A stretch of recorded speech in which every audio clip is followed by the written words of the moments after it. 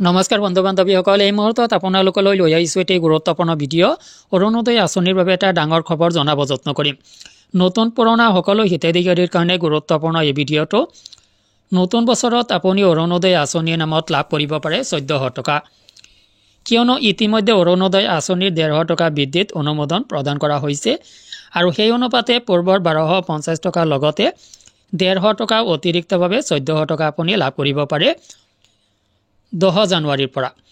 10 জানুৱাৰীত কোনে কোনে লাভ কৰিব অৰুণোদয় আঁচনিৰ টকা আৰু কোনে কোনে লাভ নকৰিব, এই সংক্ৰান্তত গুৰুত্বপূৰ্ণ কিছু তথ্য আপোনালোকৰ সৈতে শ্বেয়াৰ কৰিব যত্ন কৰা হৈছে।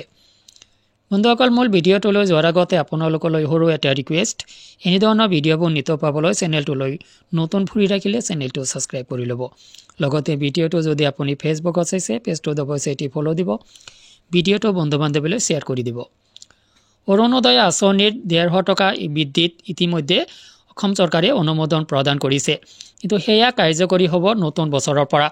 তো নতুন বছৰৰ জানুৱাৰী মাহৰ 10 তাৰিখৰ পৰা অৰুণোদয় আঁচনিৰ 150 টকা বৃদ্ধিটো কাৰ্যকৰী হোৱাৰ সম্ভাৱনা আছে, যাৰ কাৰণে নতুন বছৰৰ 10 জানুৱাৰীত হিতাধিকাৰীসকলে অৰুণোদয় আঁচনিৰ ধন পূৰ্বৰ 1250 টকাৰ ঠাইত 1400 টকা লাভ কৰিব।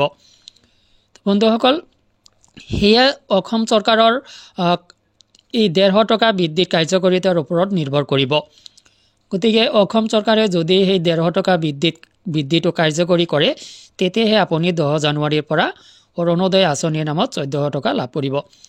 তো এইখিনিতে আহক যে 10 জানুৱাৰীত গুৰুত্বপূৰ্ণ এটা ইম্পৰ্টেণ্ট তথ্য এইখিনি যে 10 জানুৱাৰীত কোনে কোনে লাভ কৰিব অৰুণোদয় আঁচনিৰ টকা আৰু কোনে কোনে লাভ নকৰে।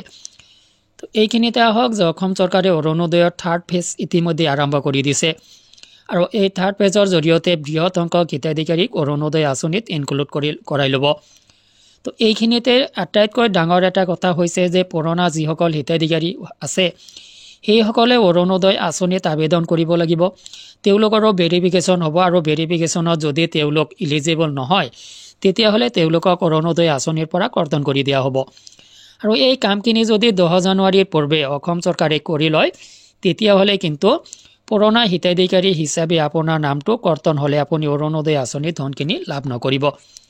তো ইয়াৰ ঠাইত নতুনকৈ ইনক্লুড হ'ব লগা হিতাধিকাৰীসকলক যদি পূৰ্বে কৰা ঘোষণা অনুসৰি অসম চৰকাৰে যদি 10 জানুৱাৰীৰ আগতেই আপোনালোকক লিষ্টেড কৰিব পাৰে, তেতিয়াহ'লে হয়তো আপুনি 10 জানুৱাৰীতে নতুন হিতাধিকাৰী হিচাপে অৰুণোদয় আঁচনিৰ ধনখিনি লাভ কৰিব। তো এইখিনিতে আপোনাৰ নামটো পুৰণা হিতাধিকাৰী হিচাপে কৰ্তন হোৱাৰ কিছুমান যুক্তি আছে। ইলিজিবিলিটি এইবাৰ বেলেগ কৰা হৈছে অৰুণোদয় আঁচনিৰ কাৰণে, গতিকে সেই ইলিজিবিলিটি আপুনি মেইনটেইন কৰিব নোৱাৰিলে আপোনাৰ নামটো অট'মেটিক অৰুণোদয় আঁচনিৰ পৰা কৰ্তন হ'ব আৰু যাৰ কাৰণে আপুনি 10 জানুৱাৰীত অৰুণোদয় আঁচনিৰ ধনখিনি লাভ নকৰিব পাৰে।